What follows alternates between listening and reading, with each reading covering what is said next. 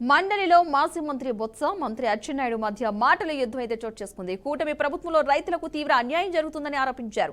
బడ్జెట్లో వ్యవసాయానికి ఎలాంటి కేటాయింపులు కూడా లేవన్నారు. దీనిపై మంత్రి అచ్చెన్నాయుడు అదే స్థాయిలో కౌంటర్ ఇచ్చారు. రైతుల గురించి మాట్లాడే నైతిక హక్కు వైసీపీకి లేదన్నారు. రైతులను నిలువునా ముంచింది జగన్ సర్కార్ అని ఆరోపించారు. రైతు భరోసా కేంద్రాలకు మా సభ్యుడు చెప్పినట్లు రైతు భరోసా కేంద్రాలకు వచ్చి మీరు తాళాలు వేసి అందులో పెట్టాం అధ్యక్ష, అందులో టెస్టింగ్ సెంటర్లు పెట్టాం, కిరాస్కి పెట్టాము. రైతు భరోసా దాంట్లో ఆన్లైన్లో వచ్చి ప్రతిదీ కూడా ఈ ప్రొక్యూర్మెంట్ చేసుకోమని చెప్పాము. అన్ని ఎవ్రీథింగ్ అందులో పెట్టి చేసి రెడీ చేస్తాము. మీరు ఏది ఆయన యాంత్రీకరణకి ఇవ్వలేదంటారు. ఆయనే మంత్రి గారు కదా, ఆయన అధికారులతో మీరు సమీక్ష చేసుకోండి. ఇంకా 20 రోజులు 10 రోజులు సభ ఉంది కదా. ఇదిగో గత సంవత్సరంలో 0 ఇచ్చారు, ఇదిగో మా అధికారులు ఇచ్చిన కాదు, మాకు కూడా పంపండి, మేము చూస్తాం. ఇచ్చేమో లేదా అధికారులు చెప్తారు. అధికారులు కంటిన్యూ ప్రాసెస్ కదా అధ్యక్ష. అది గత 5 సంవత్సరాల్లోనూ ఈ ప్రభుత్వం వచ్చి ఇవ్వలేదు అని చెప్పండి అధ్యక్ష. మేము అప్పుడు చూసి నిజమే కదా అని అనుకుంటాం. ఆయన రివ్యూ పెట్టమని అధ్యక్ష, రివ్యూ పెట్టుకొని ఆయన తెలుసుకుని చెప్పండి. అదే ఒక్క నిమిషం అధ్యక్ష, దయచేసి. అంటే సుమారు 53 లక్షలు ఏదైతే రైతు భరోసా ఇచ్చారో లాస్ట్ టైము, దానికి ఆ క్రైటీరియా ఇచ్చి అంతమందికి ఇస్తాం. నేను కంపెనీ కాబట్టి ఇవ్వండి. దానికి తగ్గట్టు బడ్జెట్లో వచ్చి కేటాయింపులు దాన్ని ఏ రకంగా సేకరించుకొని ఇవ్వండి. మాకే అభ్యంతరలే, ఇవ్వండి. ఇవ్వాలనే కోరిక, ఇవ్వాలనే మా డిమాండ్. ఆ రైతుకి మంచి జరగాలనే మా కోరిక. దాంతోపాటు ఇన్సూరెన్స్ గురించి వచ్చి చెప్పారు అధ్యక్ష. లీడర్ ఆఫ్ అపోజిషన్ ఏం మాట్లాడారో మీకు అర్థమైందో లేదు, కానీ నాకు అర్థం అవ్వలేదు అధ్యక్ష.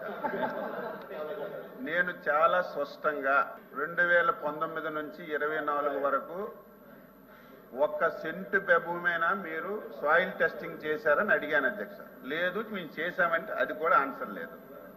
మెకనైజేషన్ కొందా ఎక్కడైనా కొడవల పిడైనా కొన్నారంటే దానికి ఆన్సర్ లేదు అధ్యక్ష.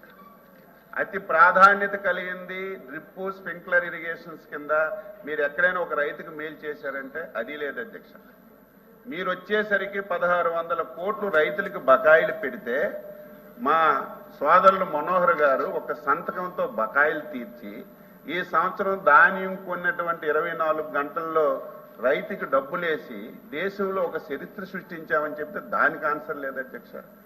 రైతు భరోసా కేంద్రాలు అధ్యక్ష, మీరు కూడా మీ ప్రాంతంకి వెళ్తే ఊరు ముందు దిష్టి బొమ్మలా కట్టారు అధ్యక్ష. అది కూడా ఎన్ఆర్జీఎస్ ఫండ్స్ ఉంటే దిష్టి బొమ్మల పేరుకి రైతు భరోసా కేంద్రం. అసలు రైతు భరోసా కేంద్రంలో ఏం జరిగిందో తెలుసుకోకుండా ఇష్టం వచ్చినట్టు మాట్లాడుతున్నారు. అలాగని చెప్పి ప్రభుత్వం ఏదో గత ప్రభుత్వంలో రైతు భరోసా కేంద్రాలు వాళ్ళు పెట్టారు కాబట్టి మేము వచ్చి తీసేస్తామని, అటువంటి ప్రభుత్వం కాదు అధ్యక్ష. దానికి కూడా రైతు సేవా కేంద్రాలుగా మార్చాం. ఈరోజు ఇష్టం వచ్చినట్టుగా ఏది మాట్లాడితే అది ప్రజలు నమ్ముతారంటే చాలా అవివేకం. నేను మొట్టమొదటిసారి చెప్పాను, 14,000 మేము ఇస్తున్నాం, 6,000 కేంద్రం కలిపి 20,000 ఇస్తాం. వెబ్లాండ్లో 43 లక్షల మందికి ఉంది, మన దగ్గర 8 నుంచి 9 లక్షల మంది డేటా ఉంది.